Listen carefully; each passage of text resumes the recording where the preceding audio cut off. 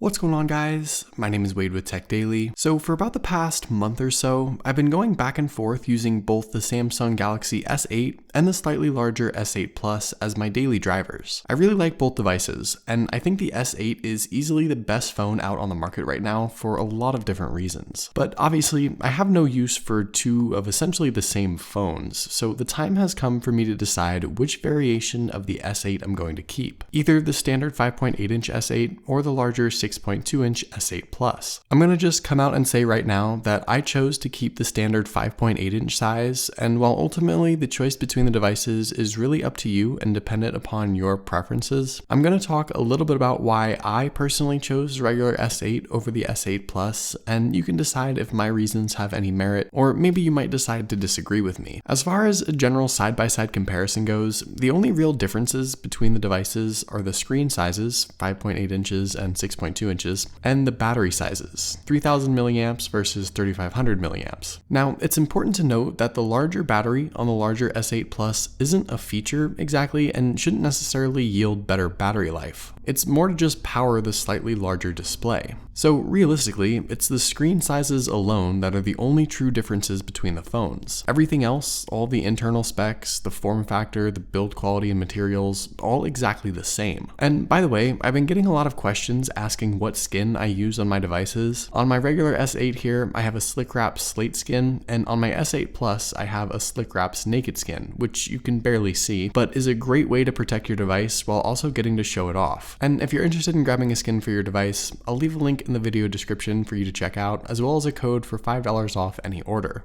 Now, between 5.8 inches and 6.2 inches, when you stack the phones on top of each other, while you can obviously tell there's a difference, in my opinion, the 0.4 inch bump up to the S8 Plus is kind of difficult to justify. You're getting a little bit more screen up top and a little bit more on the side, but it isn't as drastic as, say, the iPhone 7 and 7 Plus, which between 4.7 inches and 5.5 inches, you can really see and feel the difference. On the iPhone side, again, just as an example, I would consider the iPhone 7 Plus a true upgrade from the iPhone 7, just on screen size alone, while the S8 Plus isn't as big or as noticeable of a difference to justify the decision for me at all. I should also say that the bigger screen on the S8 Plus isn't any better. Both phones have the same 1440 by 2960 resolution, but because they have the same resolution at a different size, their pixel per inch count is going to be different, and on paper actually look a little worse for the S8 Plus. The smaller S8 is going to have a higher pixel per inch count at 570 since they're cramming the same amount of pixels in a smaller space, and the larger S8 Plus is going to have 529 pixels per inch, being the same resolution in a bigger form factor. It's not anything you'll notice with the naked eye, not even close, and both phones have the same awkward 18.5 by 9 aspect ratio, which means cropping and black bars while viewing content. For me personally, I know this might be a lot of other people's reasoning,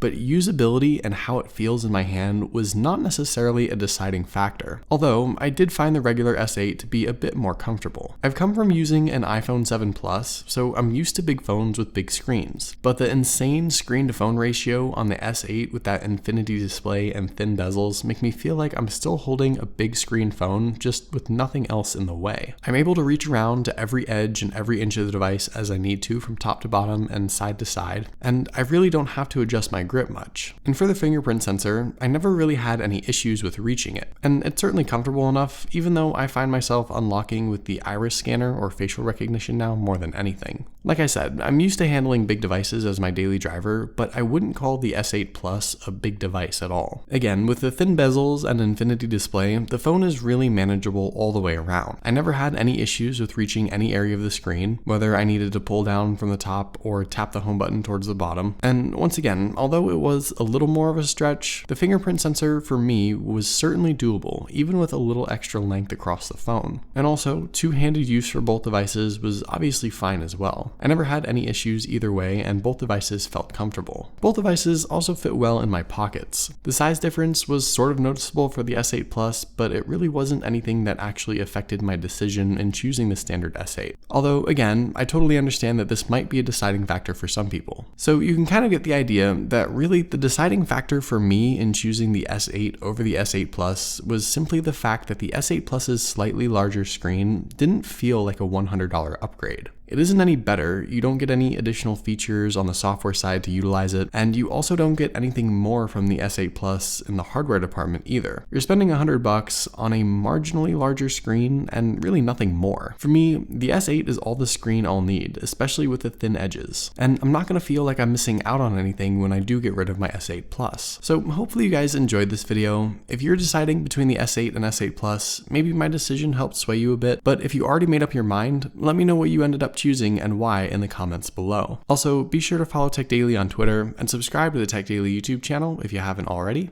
and I'll see you guys later.